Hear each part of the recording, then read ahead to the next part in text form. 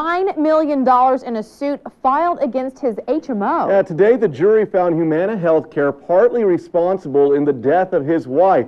Andra Farthing has more on a verdict that could really get some national attention. Andra. Well, this case is significant because it's the first brought against an HMO since a Supreme Court ruling last year that made it more difficult to sue HMOs.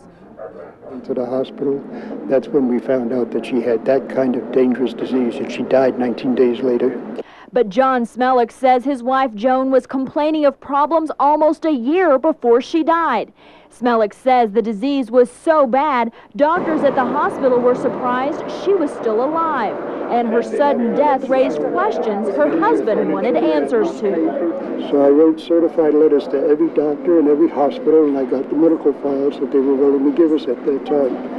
And reading those created more questions. Joan Smelik filed suit against Humana 2 years after the death of his wife Joan. He claims doctors and the HMO failed to diagnose her kidney disease in time to save her life.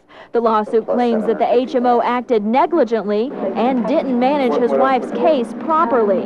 And specifically in cases like Joan Smelik, who had a chronic kidney disease, they need to jump in, help to manage that, and save lives. But Humana disagrees with today's verdict and issued this statement.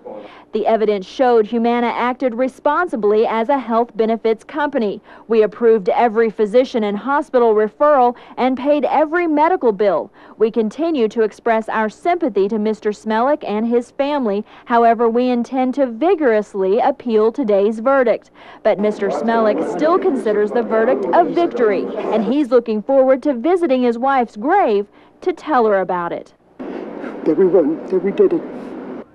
Now, the jury assessed most of the blame to 2 of Joan's doctors, but the family has already settled with them for an undisclosed amount. Humana will pay a third of the $7.4 million in actual damages, plus $1.6 million in punitive damages. Smelik says he will use the money to start a foundation in his wife's honor. He wants to educate people about HMOs and how to work with them. All right, thanks, Andra.